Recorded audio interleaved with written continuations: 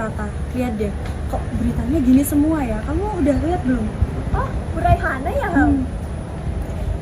Gila, tadi itu kalau nggak salah ya, ini tuh udah ke-7 kalinya nama dia tuh keseret sama media gara-gara kasus korupsi gitu loh. Oh iya tuh, kasusnya apa aja tuh? Nah, aku kan pernah baca nih di berita ya, itu pernah dia tuh kena di namanya alat kesehatan. Dia juga pernah malsuin data-data COVID. Pokoknya banyak data. Oh iya, kalau nggak salah dia itu udah jabat lama banget gak sih? 14 tahun kan? Nah, itu juga yang bikin aku heran. Kok bisa ya dia tuh udah kena berkali-kali nih, tapi dia masih bertahan gitu selama 14 tahun. Kira-kira kenapa ya, Ta? Kenapa ya, Hal? Lebih dari 1 dekade menjabat, gaya hidup mewah Kepala Dinas Kesehatan Lampung jadi sorotan. Kali ini Kepala Dinas Kesehatan Provinsi Lampung, Raihana, jadi sorotan setelah foto dirinya yang kerap mengenakan barang-barang mewah. Gaya hidup mewah Kepala Dinas Kesehatan Provinsi Lampung, Raihana, tengah menjadi sorotan warganet. Tidak hanya itu, Raihana bahkan disebut-sebut sukses dan langgeng menjabat posisi Kepala Dinas Kesehatan Provinsi Lampung sampai selama 14 tahun. Jabatan eselon 2 ini sudah menjadi kewenangan gubernur. Sudah tiga kali ganti gubernur, tapi orang yang terpilih itu saja. Ini kan juga akan dalam praktik KKN. Saya kira butuh penyegaran untuk jabatan Kadinkes Lampung ini. Saya juga percaya bahwa masih banyak masyarakat Lampung yang lebih berkompeten untuk dalam hal ini.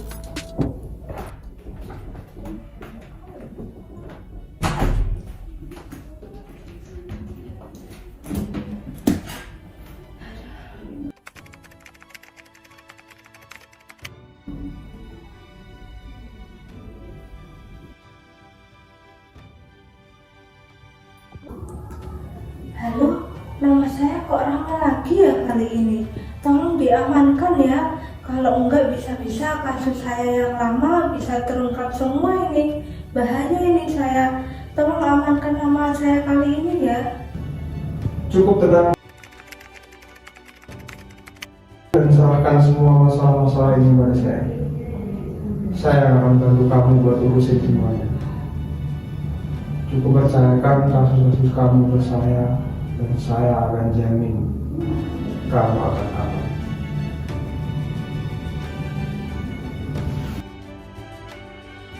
Tolong media, kalau Ibu Raihana pergi ke pesta, janganlah terlalu disoroti dengan berlebihan. Lagian kalau Ibu Raihana punya uang, pasti uangnya ditabung untuk membeli barang-barang mewah yang dia gunakan. Dan saya pun juga sudah menghimbau kepada seluruh ASN di Provinsi Lampung untuk tidak menggunakan barang-barang mewah ketika berada di jam kerja.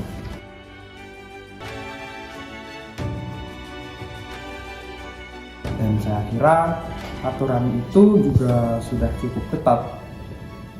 Dan lagi pula, kalau saya mau memberhentikan Ibu Raihana, apa yang jadi kesalahan Ibu Raihana?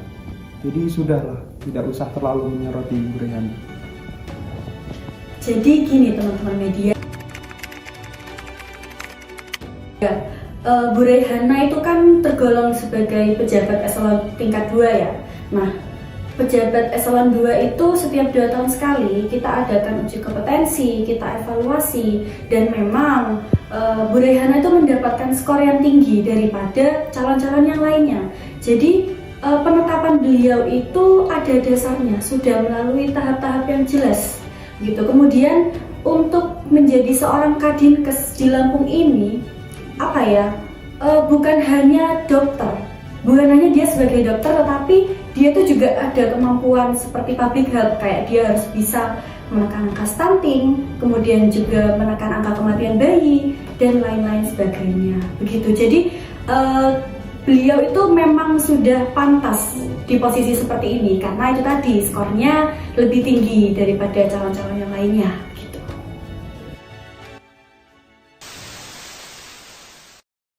Kasus korupsi yang dilakukan oleh Kepala Dinas Kesehatan Provinsi Lampung, Ibu Reihana, termasuk dalam jenis kasus korupsi dukungan, di mana terdapat tindakan yang dilakukan oleh pihak-pihak tertentu yang memiliki kepentingan untuk melindungi dan memperkuat kasus korupsi yang sudah ada. Kasus korupsi dukungan tidak hanya menyangkut soal uang atau imbalan secara langsung, tetapi juga bisa menyangkut dalam bentuk hal yang lain. Kasus korupsi dukungan biasanya lebih sulit untuk diungkap karena pelaku dari kasus korupsi dukungan ini sendiri biasanya berkelompok dan mereka bisa melakukan tindakan untuk saling menutupi tindak korupsi yang telah dilakukan.